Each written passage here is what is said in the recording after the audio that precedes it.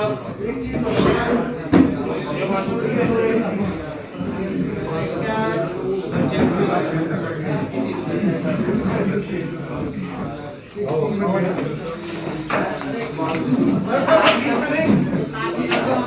मैं थोड़ा सा आज लेट हूँ। आप तो समय से आ जाओ।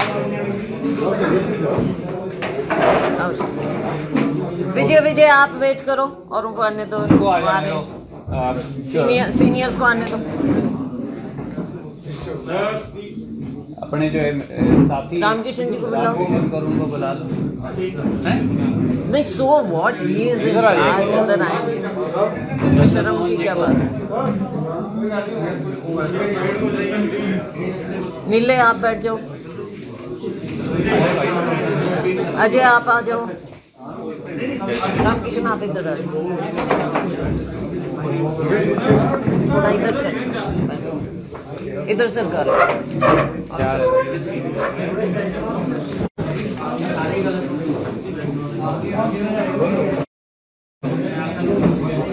आई थिंक आपने जाना है, कहीं जाना है और कॉन्फ्रेंस है।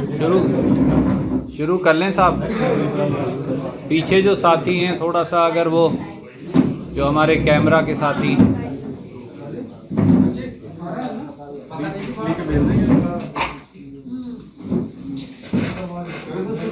ओके करिए। आपका बहुत बहुत स्वागत है। आज हम प्रेस कॉन्फ्रेंस ईसीसी में कर रहे हैं। मेरे साथी यहाँ पर मौजूद हैं। श्री रणदीप सिंह सुरजेवाला जी, जो कि हमारे एआईसीसी के बहुत ही वरिष्ठ हमारे साथी हैं, जनरल सेक्रेटरी हैं, कम्युनिकेशन डिपार्टमेंट के चेयरमैन हैं, वगैरह वगैरह वगैरह, बहुत कुछ है इनके पास। एआईसीसी को थामे खड़े हैं। साथ में हमारे चंद्रमोहन जी, पूर्व डिप्टी सीएम, शैली जी, एमएलए नारायणगढ़ से, जो रामकिशन जी, एक्स एमएलए, एक्स सीपीएस और अभी हेडक्वार्टर्स का कार्य देख रहे हैं, डॉक्टर अजय, जनरल सेक्रेटरी, और नीले जी, जो मीडिया का देखते हैं। आप सभी का स्वागत। साथियों, हम आपको बार बार यहाँ पर बुलाकर कोई ना कोई मुद्दे से अवगत कराते हैं। ये हमारा फ़र्ज़ भी है। जो कोई बात सामने आती है राजनीतिक रूप से, और ख़ास तौर के हरियाणा की, तो हम आपके साथ उसको साझा करें मीडिया के साथ, ताकि लोगों में ये बात असलियत सरकार की सामने आए। वैसे ये सरकार, खट्टर सरकार, बीजेपी जजपा सरकार माहिर है लीपापोती करने में। जब से इनकी सरकार बनी है 7 साल से आप देख रहे हैं, और ख़ास तौर से पिछले 2 साल से घोटाले पर घोटाले सामने आ रहे हैं, उनका पर्दाफाश हो रहा है। और मैं शुक्रगुजार हूँ रणदीप जी की कि इन्होंने एक बार नहीं बार बार सरकार की इन बातों को उजागर किया है, आपके साथ शेयर किया है, और बहुत डिटेल में, क्योंकि वकील भी हैं तो बहुत डिटेल में ये उसमें जाते हैं और उसकी तह तक बात को निकाल के, सच्चाई को निकाल के आपके सामने रखते रहे हैं। आज जो हम मेन मुद्दा लेकर आए, जो ये घोटाले हुए, पीछे कांग्रेस पार्टी ने 7 तारीख को हमने घेराव किया था हरियाणा पब्लिक सर्विस कमीशन का। बात कुछ ऐसी रही कि भर्तियां जब से ये होने लगी हैं, तो हर भर्ती में, पेपर्स में हर तरह से घोटाला हुआ है। यानी कि हरियाणा के लोगों के साथ ना केवल नाइंसाफ़ी हुई है, बल्कि उनके साथ धोखे पर धोखा हुआ है। और सिर्फ ये कह देना कि उस दिन जैसा आपने देखा ऑर्डर्स हुए, ऑर्डर्स हमारे सामने सार्वजनिक बाद में हुए, हमारे घेराव के बाद, लेकिन शायद उसमें ऑर्डर पिछले दिन का लिखा गया है, 6 तारीख, सब्जेक्ट टू करेक्शन, आप लोग देखेंगे। लेकिन सरकार प्रेशर में आई, कांग्रेस ने इस बात को उठाया और जैसा मैंने कहा रणदीप जी ने बहुत डिटेल में ये बातें निकाली हैं। मुख्य रूप से बात क्या है? मुख्य मुद्दा यही है कि हर बार कभी कोई नागर हो जाता है, कभी कोई बलारा हो जाता है, कभी कोई हो जाता है, नाम अलग अलग सामने आ जाते हैं। असली बात क्या है? मूल बात यही है कि खट्टर सरकार और खुद मैं कहूँगी कि मुख्यमंत्री महोदय अपनी जिम्मेवारी से पीछे कब तक हटेंगे? कटघरे में आज के दिन कोई नागर नहीं खड़ा है। कटघरे में केवल और केवल मुख्यमंत्री महोदय खड़े हैं। उनकी देखरेख में, उनके संरक्षण में ये सारा कार्य हुआ है। वरना मुझे आप बता दीजिए कि इतना बड़ा घोटाला कैसे हो सकता था। और यही नहीं, अनेकों जो फैसले लिए जाते हैं, क्या सरकार इस बात से बिल्कुल उनको मालूम ही नहीं है कि नौकरियां निकाल दी जा रही हैं, टेस्ट हो रहे हैं, उनमें लोगों को पास कर दिया जा रहा है, फिर क्राइटेरिया बदल दिए जाते हैं? ये कैसे हो सकता है कि मुख्यमंत्री को इन चीज़ों के बारे में पता ना हो? टेस्ट हो जाता है, 40,000 लोगों के टेस्ट हो जाते हैं, कितनी शिफ्टों में होते हैं, क्या हो रहा है, वो सब पता है आपको। और उसके बाद पास करते हैं और फिर police constable, male police constable, और फिर स्क्रीनिंग फिजिकल जो टेस्ट होना है वो आपने आउटसोर्स कर दिया, प्राइवेट कंपनी कर देगी, उसकी वीडियोग्राफी भी नहीं होगी। क्या मुख्यमंत्री जी को पता नहीं? ये कौन सा फेयर प्ले है हमारे नौजवानों के साथ? आप देखते हो सुबह किसी, वैसे तो आप दिल्ली बेस्ड हैं, सॉरी चंडीगढ़ बेस्ड हैं ज़्यादा लोग, लेकिन अगर आप गांवों में कहीं जाओगे, देहात में निकलोगे सुबह सुबह या शाम को, आप देखोगे कि कितने लड़के दौड़ लगा रहे हैं, मेहनत कर रहे हैं, अपने फिजिकल फिटनेस कर रहे हैं। और ये तो मैं समझती हूँ कि इतनी अच्छी बात है कि बच्चे गलत आदतों से दूर होकर ऐसे कार्य कर रहे हैं सिर्फ इस उम्मीद में कि उनकी फिजिकल फिटनेस से उनको नौकरी मिल जाएगी, अच्छी नौकरी मिल जाएगी। तो क्या उनकी ज़िंदगी के साथ नहीं हो रहा? क्या पता किसको नौकरी लगेगी, क्या वो फिजिकल फिटनेस के आधार पर लगेगी या कोई और क्राइटेरिया हो जाएंगे?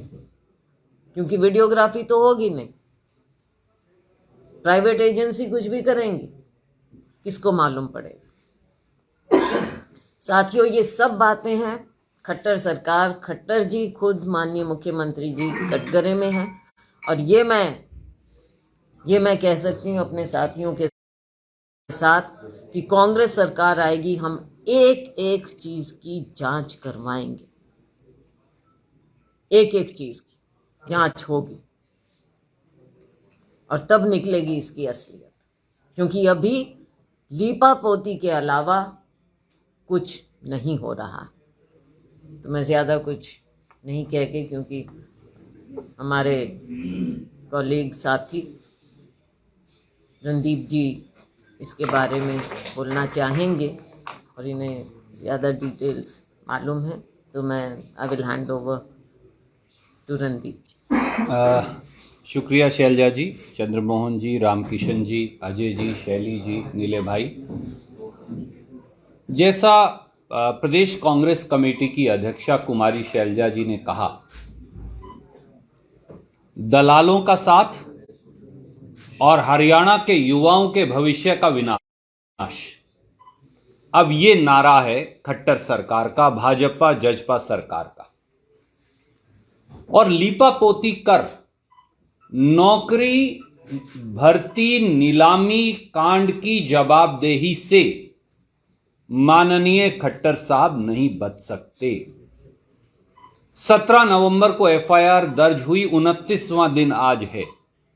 आज 29 दिन बीत जाने के बाद एक बात साफ है कि नौकरी की दलाली खा रहे दुर्योधनों को धृतराष्ट्र बनकर खट्टर साहब बचा भी रहे हैं और समर्थन भी दे रहे हैं। यह हमारा सीधा इल्जाम है शैलजा जी का, यह सीधा इल्जाम है हम सबका।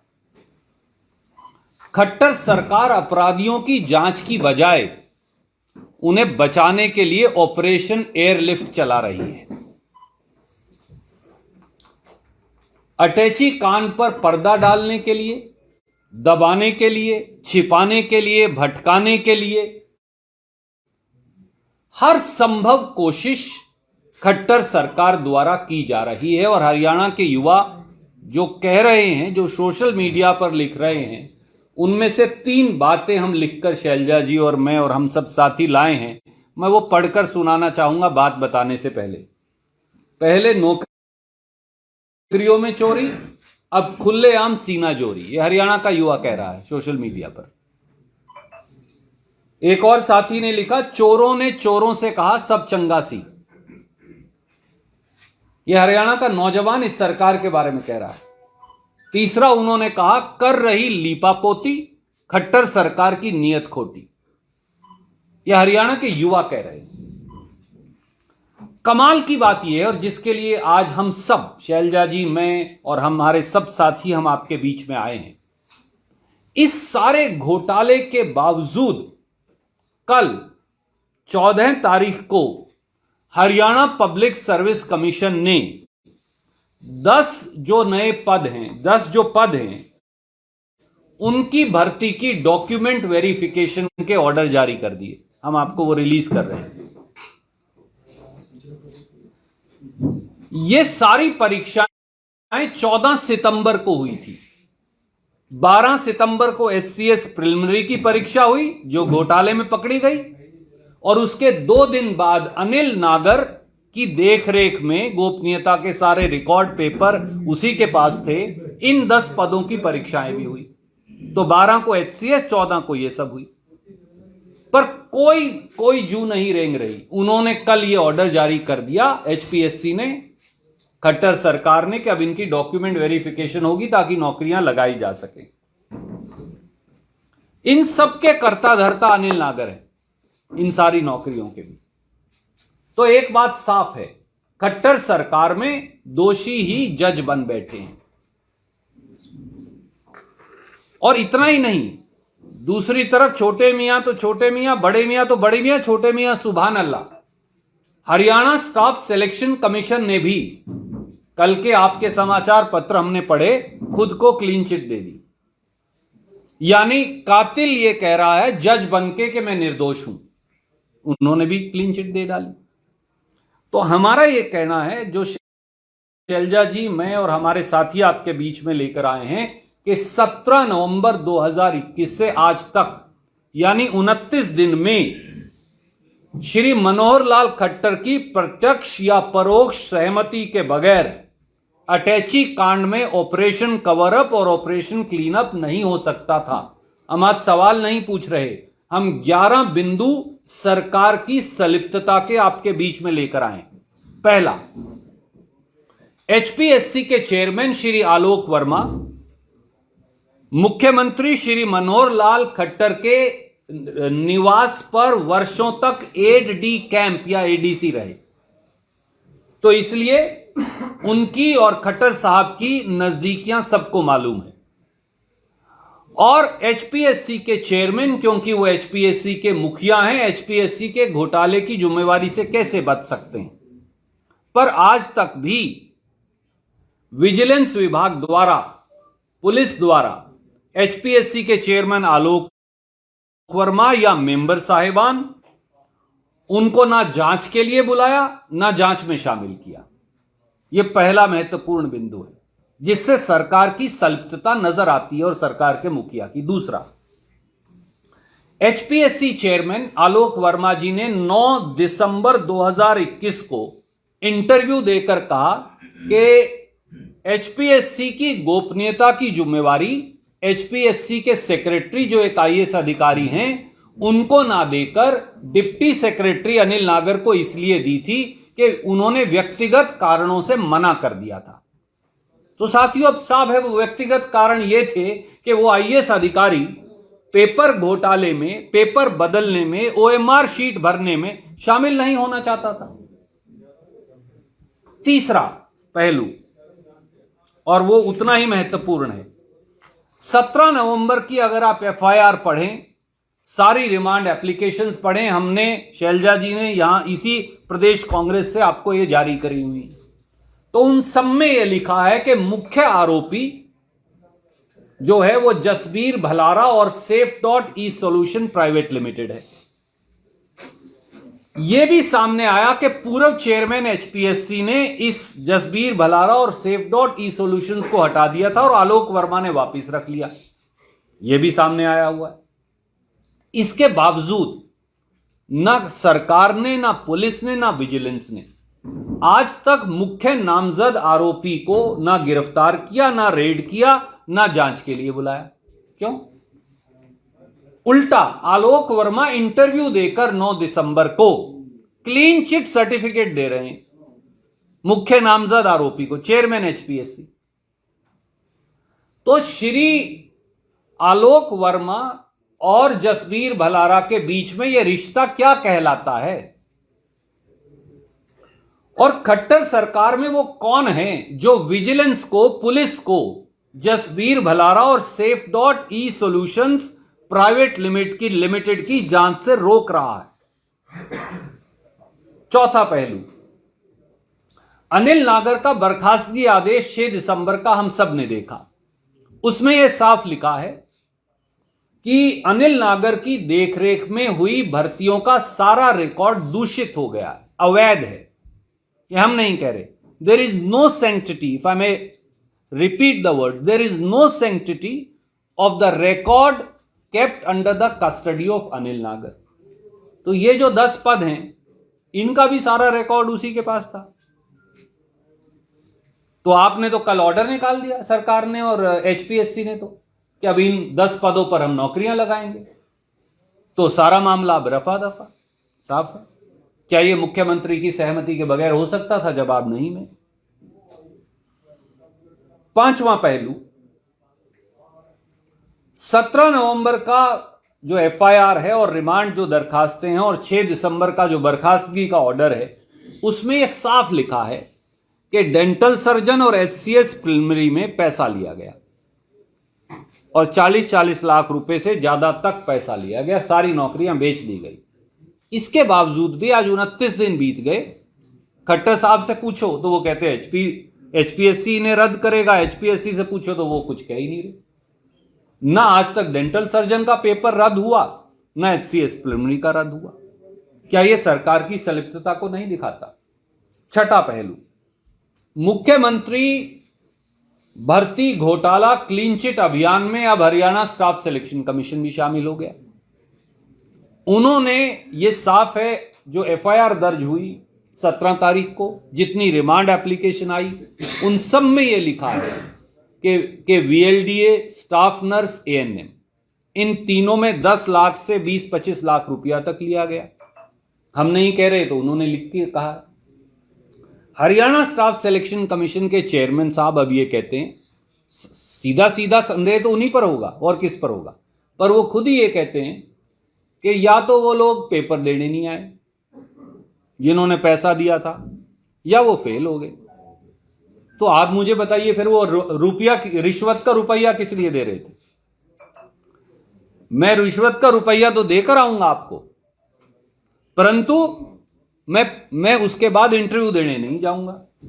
तो पैसा क्यों दिया जा रहा था? तो यह साफ है कि एचएसएससी के चेयरमैन और स्टाफ मेंबर्स की जांच ही नहीं हुई, और विजिलेंस ने तो एचएसएससी में झांक के भी नहीं देखा, झांकी नहीं मारी आज तक।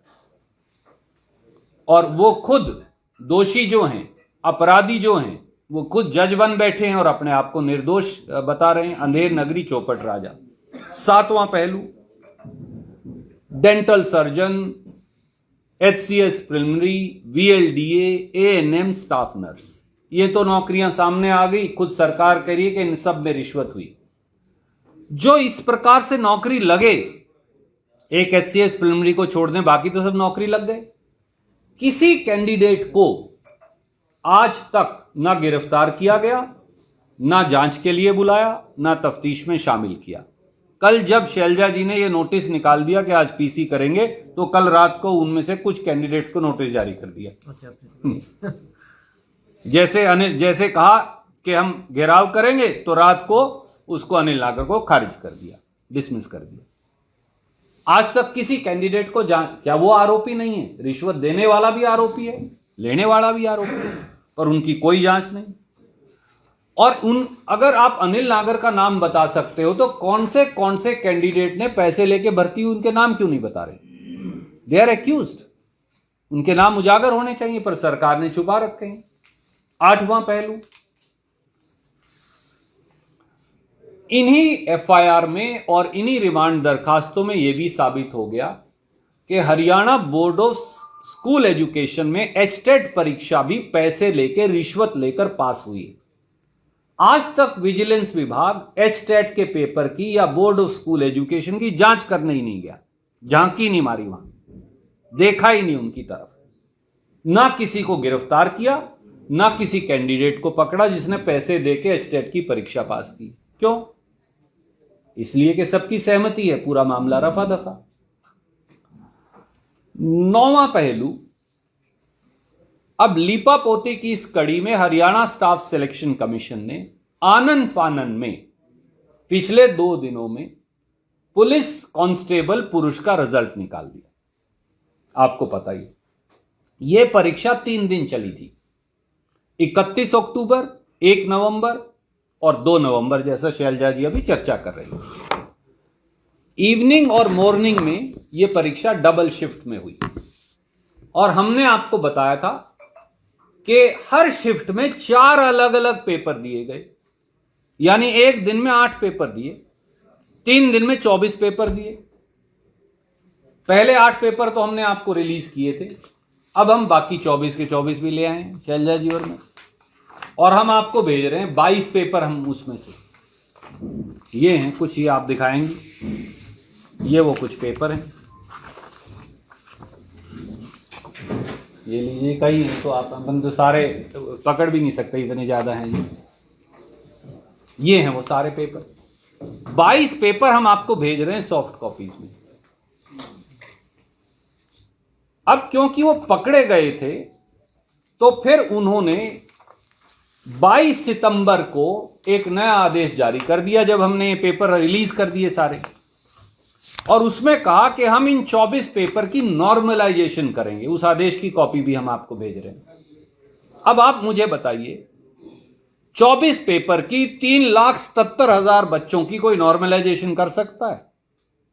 हिंदुस्तान में तो कोई ऐसी एजेंसी है नहीं। और वो पेपर मैंने आपको पढ़कर सुनाए थे और चैलेंज किया था, अगर पूरी कैबिनेट पास कर दे या DGP पास कर दे उसे, तो मैं मान जाऊंगा। आपने भी देखा, आपको और मुझे दोनों को एक सवाल का जवाब नहीं आता था, जितने पत्रकार थे उनको और हमें मिलकर। तो उनकी नॉर्मलाइजेशन कैसे होगी? तो घोटाला वहीं होगा, नॉर्मलाइजेशन के अंदर घोटाला होगा। इसीलिए सरकार ने ना तो बच्चों के रॉ मार्क्स रिलीज किए। अब आपको बताता हूं कहां हो रहा है घोटाला। मेरे कितने नंबर आए, मैं तो 24 में से एक ही पेपर दिया होगा, तो उसको रॉ मार्क्स बोलते हैं, वो नहीं रिलीज किए। ना नॉर्मलाइजेशन किस प्रकार से की और उसके कितने मार्क्स मिले, वो रिलीज किए। और ना क्यूमुलेटिव कट ऑफ रिलीज की। So there is a 3-pronged scam happening. हर बच्चे के कोई नंबर आए होंगे, वो रिलीज ही नहीं कर रहे आप। फिर आपने उसे नॉर्मलाइजेशन में बढ़ाए या घटाए, वो रिलीज नहीं कर रहे। अब मैं आपको भेज सकता हूं, शैलजा जी और मैं देख रहे थे थोड़ी देर पहले, मेरे पास ओरिजिनल OMR शीट्स हैं। मैं आपको एक और बताता हूं, ठीक है जी, कैंडिडेट की। एक बच्चे के तो 60 नंबर आए हुए हैं, विद रोल नंबर है, अभी दे दूंगा आपको। वो तो पास है, जिसके 65 आए हैं वो फेल है। मैं विद रोल नंबर दूंगा आपको थोड़ी देर में। रीजन इज कि आपने रॉ मार्क्स रिलीज नहीं किए, कट नॉर्मलाइजेशन में किसको ज्यादा या कम नंबर लगा दिए, तो 50 वाले के 65 बना दिए, 65 वाले के 60 बना दिए, वो रिलीज नहीं किए, और कंबाइंड कट ऑफ रिलीज नहीं किए। मैं इसलिए 22 पेपर रिलीज कर रहा हूं आपको। और किसी एग्जाम में कहीं दुनिया में आपने सुना है 3 दिन में 3,70,000 बच्चों को 24 पेपर दे दो? उन्हें नॉर्मलाइज कोई हिंदुस्तान में कर ही नहीं सकता। So entire process is vitiated. और ऊपर से जैसा बहन जी ने कहा, अब इनको फिजिकल टेस्ट के लिए बुला लिया, पीएसटी जिसे कहते हैं।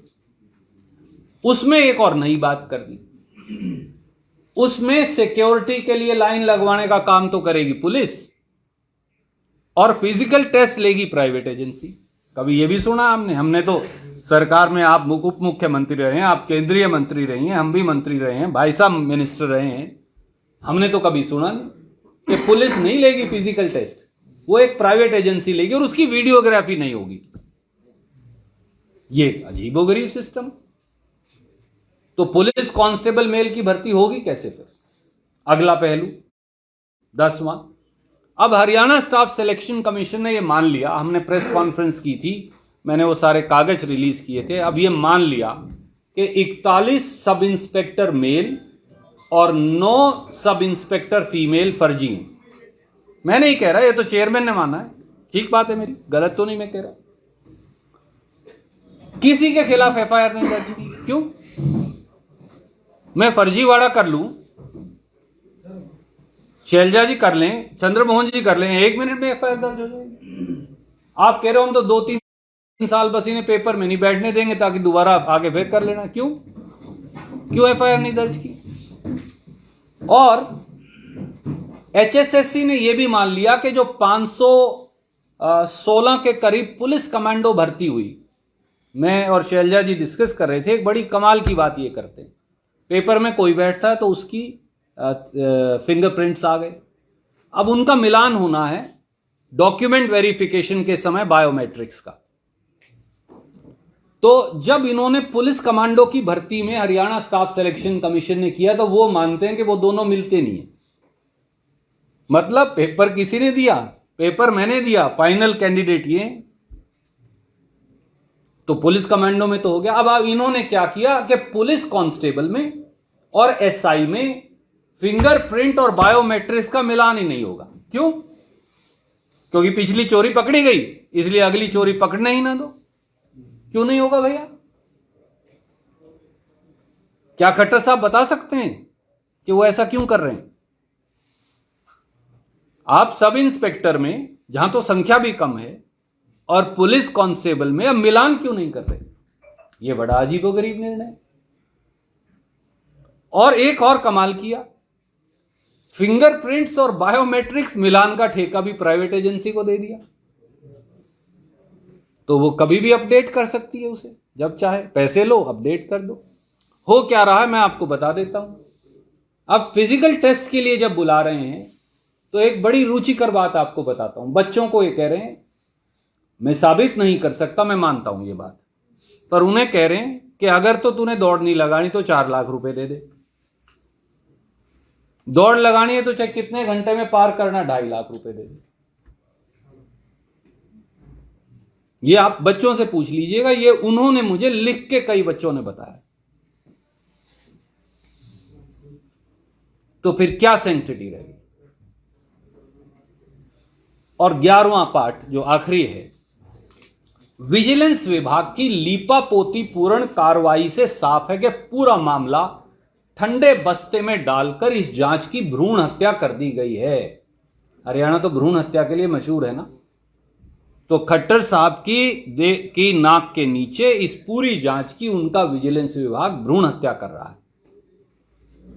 देखिए, विजिलेंस विभाग द्वारा आरोपी अनिल नागर, अश्वनी शर्मा और नवीन, इनको कौंड जिला भिवानी, रिठाल जिला रोहतक, सोलन हिमाचल प्रदेश शिव कॉलोनी सोनीपत, नोएडा, गाजियाबाद और यूपी के अन्य ठिकानों।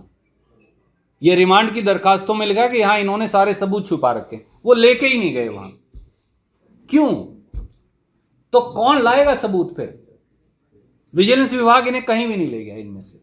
ये उनकी रिमांड की दरखास्त में लिखा पर नहीं ले गए। विजिलेंस विभाग ने ना तो इन साक्ष्यों के आधार पर दोबारा रिमांड अदालत से मांगा, और मैंने आपको याद करिए पत्रकार वार्ता करके कहा था, नीले सैनी जी उसमें मौजूद थे, कि 5 दिसंबर तक आप अपील या रिवीजन दायर कर सकते हो, कर दो। कोई नहीं की। मैंने बता दिया था नहीं करेंगे क्योंकि ये मिले हुए हैं। आज फिर बता रहा हूं, नहीं की इन्होंने। आपने छापा, मैंने कहा, प्रदेश कांग्रेस ने रिलीज किया, पर कोई रिमांड नहीं, ना अपील की ना नई दरखास्त की। एफआईआर में नामजद ना भलारा से जांच की, ना एचपीएससी चेयरमैन से करी, ना एचएसएससी चेयरमैन से की, ना मेंबर से की, ना स्टाफ से जांच की। उल्टा अदालत को यह लिखना पड़ा आदेश में, जिसकी प्रतिलिपि मैंने आपको पहले दी थी, कि सरकार जो है, विजिलेंस विभाग जांच करना ही नहीं चाहता। यह मैं नहीं कह रहा, आपको ऑर्डर पढ़ के सुनाया था मैंने। उन्होंने ऑर्डर में लिखा है कि एसआई ने कहा, जो कि मैं एसआईटी का हेड हूं, जो इंस्पेक्टर आया था, पर उसने कहा मेरे पास कागज नहीं, कागज किसी और के पास है, वो आया ही नहीं है। ये ऑर्डर में जज ने रिकॉर्ड किया, और उसने लिखा कि बिल्कुल गंभीर नहीं। ना आज तक शिक्षा बोर्ड की जांच की, ना किसी और की। तो साफ है कि पर्दा गिर गया, जांच बंद हो गई और सब चंगा सी। सच्चाई है ये। और जैसा शैलजा जी ने कहा, इसकी जवाबदेही से मुख्यमंत्री नहीं बच सकते। कांग्रेस की जब सरकार आएगी, हम इस सारे मामले की जांच करवाएंगे, और जो जो दोषी पाएगा उसको जेल की सलाखों के पीछे भेजेंगे। कोई प्रश्न आप पूछना चाहें, हम सब यहां मौजूद हैं। जो चीजें अपडेट हैं इसमें, क्योंकि कल मैंने विजिलेंस में बात की थी, विषय तो चल ही रहा है जांच का, कि उन कैंडिडेट्स को क्या बुलाया जिनके रोल नंबर एफआईआर में थे, रिमांड पेपर में थे, पेपर पास हुए, तो उनका ओपन है, क्योंकि सीक्रेट तो जिनके रोल नंबर है उनके रिजल्ट भी क्लियर है कि 7 एसएस के साथ हैं और 13 उधर से। तो एक तो उन्होंने बताया कि नोटिस भेज दिए हैं, वो फिर आपने भी अपडेट किया कि नोटिस भेज दिए हैं। जब इन्होंने नोटिस निकाला उसके बाद वो नोटिस भेज दिया। लेकिन मैंने 2 विषय जो थे, जसबीर की सेफ.ई सॉल्यूशन कंपनी जिसका एफआईआर में जिक्र है और जहां से बेस है पूरी एफआईआर का, आलोक वर्मा जो चेयरपर्सन है एचपीएससी के, उन्होंने कहा कि इस एजेंसी को एससीएस डेंटल का कोई परीक्षा देने का, ऑनलाइन आवेदन देने का, मैनेजमेंट का कोई काम नहीं है। ये गलत तथ्य है। एफआईआर में बेशक कुछ भी लिखा, लेकिन हमारे एचपीएससी में किसी प्रकार का कोई काम नहीं दिया। एक ये था। पहले इसी का जवाब दे रहे थे। मैंने वो साक्षात्कार पढ़ा। इसके 3 पहलू हैं। नंबर 1, क्या पूर्व चेयरमैन पचनंदा ने गड़बड़ियों के आधार पर इस कंपनी को खारिज किया था या नहीं? जवाब हाँ में। क्या आलोक वर्मा ने इस कंपनी को गड़बड़ियों के बावजूद दोबारा काम दिया कि नहीं? उसका जवाब भी हाँ में। और अगर वो साक्षात्कार आप पढ़ें ध्यान से, तो उन्होंने सिर्फ ये कहा कि ऑनलाइन एप्लीकेशन रिसीव करने का काम नहीं दिया। तो भैया हमने कब कहा? उसमें तो लिखा पेपर चेकिंग का, पेपर स्कैनिंग का, ओएमआर शीट स्कैनिंग का। उससे वो साफ बच गए। इंटरव्यू में एक शब्द नहीं कहा। तो क्यों नहीं बताते खट्टर साहब और आलोक वर्मा जी पत्रकार वार्ता करके कि ये रिश्ता कहलाता क्या है उनका भलारा के साथ? वो बताएं कि उसको क्या क्या काम दिया। मैं आज आपके माध्यम से और पत्रकार साथियों के माध्यम से, मैं और शैलजा जी ये पूछते हैं खट्टर साहब से, खट्टर साहब बताइए, जसबीर भलारा ने पिछले 7 साल में एचपीएससी और एचएसएससी में किस किस पेपर के लिए क्या क्या काम दिया है, ये सार्वजनिक करिए। अगर आप दोषी को नहीं बचा रहे, नहीं तो साफ है बात को टाल मटोल कर आप दोषियों को बचा रहे हैं, क्योंकि असली धृतराष्ट्र आप ही हैं। जी एक सवाल मेरा इस जी सर। जी सर। आपने बताया कांस्टेबल की परीक्षा में कहा गया है कि भाई अगर आपने दौड़ नहीं लगानी तो 4 लाख रुपए दीजिए। मैंने कहा मैं साबित नहीं कर सकता। आपने कहा, चलो आपको कहा होगा किसी ने, आपने बताया, बच्चों ने ये बताया। मेरी बात तो सुनिए, पहले सवाल सुनिए। जी, आपने कहा कि भाई 4 लाख रुपए दे दीजिए, आपको दौड़ नहीं लगानी पड़ेगी, और दौड़ लगानी है तो 2.5 लाख रुपए दीजिए। तो किसी भी सरकार से आप इससे उच्च कोटि की पारदर्शिता की क्या उम्मीद कर सकते हैं, जब पूरा सिस्टम पहले बता रहे हैं आपको, और इससे ज्यादा पारदर्शिता क्या चाहिए? मैं आपकी बात से संपूर्ण, मैंने पहले ही कहा, पहले दिन ये कहा था कि खट्टर साहब की सरकार में भयमुक्त पारदर्शी भ्रष्टाचार है, भयमुक्त पारदर्शी भ्रष्टाचार है। और आप याद करिए, मैं आज तीसरी बार फिर दोहराता हूं, अनिल नागर ने जांच एजेंसी को तथाकथित, जिसका मेरे पास डायरेक्ट एविडेंस अभी नहीं है, कहते हैं कि एक वीडियो दिखाया। उस वीडियो में सरकार के बहुत बड़े ओहदे पर बैठे एक व्यक्ति ओएमआर शीट भरवा रहे थे, और मुख्यमंत्री के एक बिल्कुल निजी व्यक्ति भी एक ऐसे स्थान पर अगर उसका खुलासा हो जाए तो बहुत बड़ी बात हो जाएगी, वहां बैठकर ओएमआर शीट भरवा रहे थे। उसका ना सीएम साहब जवाब देते कि भाई, हमने कहा बता दो यार, ऐसा वीडियो कोई है या नहीं है, हो सकता है हमें मिसलीड कर दिया हो बताने वाले ने, हो सकता है एजेंसी में से किसी ने हमें गलत बता दिया हो, ये भी बता दो, पर वो भी नहीं बताते। कोई और प्रश्न साथी पूछना चाहते? तीसरा जो मैं जिले से ये पूछा कि 40 स्टाफ नर्स, 4 बीएडी, 15-16 नर्स का तो नवीन ने दबाड़ी एग्जाम में कहा। पहले तो उसने कहा कि मैं वहाँ एचपीएससी में पैसे देके लगवाता था, लेकिन मैंने तो फिर उसने कहा कि मैं 10-10 लाख रुपए अश्विनी और उसके साथ मिलकर, जसप्रीत बुहारी का मिलकर पैसे लगवाते थे, नौकरी रुकवाई। तो क्या उसकी जांच हुई? तो उन्होंने कहा कि जांच के दौरान इन आरोपियों की बात में कोई साबित नहीं हुआ, कोई ये बात साबित नहीं हुई, दावा उनका गलत नहीं हुआ, इसलिए एचएससी से जुड़ी मामले की कोई जांच नहीं। पर आदरणीय मित्र, आप ना तो अश्वनी शर्मा को ना नवीन को, जहां ये सबूत रखे गए हैं शिव कॉलोनी सोनीपत में, सोलन हिमाचल प्रदेश में, लेकर ही नहीं गए। ये तो रिमांड एप्लीकेशन कहती है आपकी। तो जब आप लेकर ही नहीं गए तो सबूत कहां से आएंगे? आप तो उन्हें ये कह रहे हो, भैया हम नहीं लेकर जाएंगे कहीं भी, तुम सरकार के दामाद बनो, रिलैक्स करो, अपनी बेल करवा लेना। मैंने बहुत कहा कि रिमांड एप्लीकेशन नहीं फाइल करो या इसकी अपील दायर करो, इसका टाइम है इतना, कोई नहीं। तो जहां उन्होंने सबूत रखे हैं वो पैसे के लेन देन के और पेपरों के, अब विजिलेंस विभाग उन्हें वहां लेकर ही नहीं गया, और ये जज ने भी रिकॉर्ड किया और कहा कि विजिलेंस विभाग जांच करना ही नहीं चाहता। क्यों नहीं चाहता? क्योंकि ऊपर से आदेश है। ऊपर से आदेश किसके हैं? स्वाभाविक तौर से मुख्यमंत्री जी के हैं। Ranjit ji, having said all these things, do you think your party needs a platform for the youth where they can lodge these kind of complaints in public? I think that's many friends have suggested. Nilesh Saini ji has worked for a long time in the Youth Congress. He was suggesting the other day to Shailja ji, to me.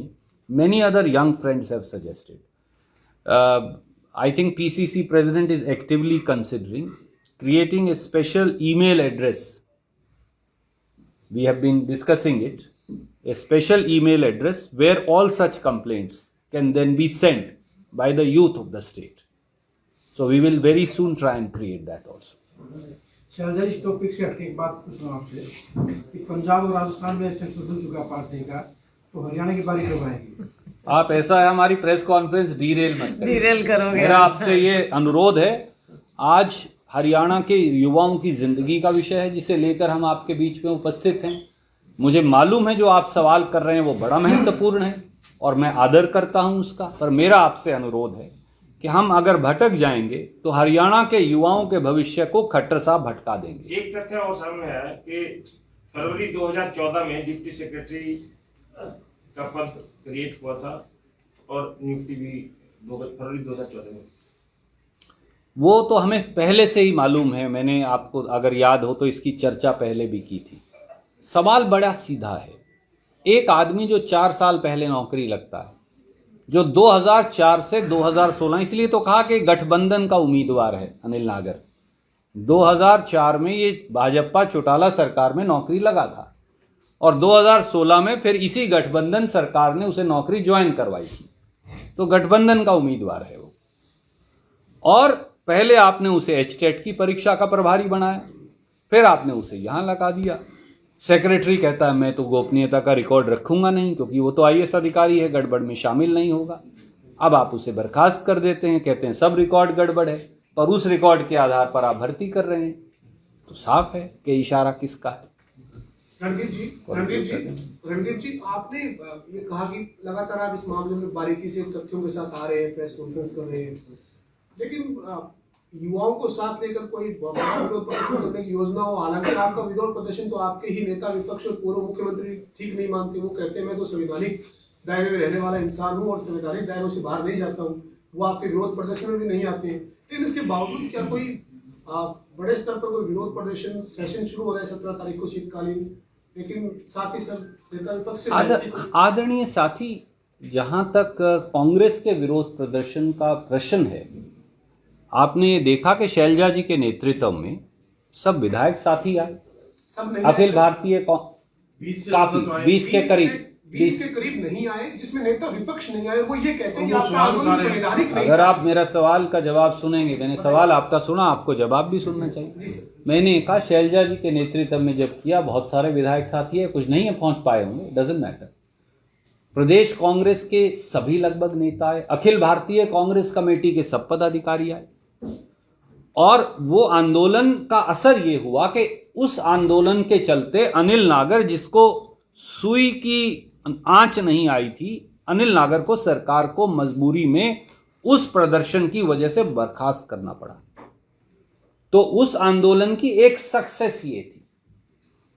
नेता विपक्ष नहीं आया, ये आपको भी मालूम है, ये हमें भी मालूम है, ये उनकी इच्छा है। वो उस आंदोलन को संवैधानिक नहीं मानते सर, आपके आंदोलन नहीं, आंदोलन को संविधान या ना संविधान, वो उन्होंने ये कहा था, आदरणीय मित्र, आपका टेलीविजन मैंने देखा था, उन्होंने कहा कि मैं एचपीएससी का घेराव करने नहीं जाऊंगा। इच्छा बेसिकली वर्ड था, मैं क्लबों को खराब नहीं करूंगा, ये उनकी इच्छा है। राजभवन के आगे रखो, वहां जाऊंगा। कई साथी एमएलए और भी नहीं आए, ये उनकी इच्छा है। पर पार्टी की अध्यक्षा के नेतृत्व में पार्टी ने अपना काम किया है। अब मैं आपको एक और बता देता हूं, शैलजा जी ने, सीएलपी लीडर ने आपस में चर्चा भी की है, और पार्टी उस सारे मुद्दों को जो पार्टी ने उस दिन आपकी अध्यक्षता में उठाए, विधानसभा के अंदर उठाएगी, और पार्टी ने ऑलरेडी एडजर्नमेंट मोशन दे दिया है। इसलिए ये जो आप आपसी खटास की तरफ इशारा कर रहे हैं, इसमें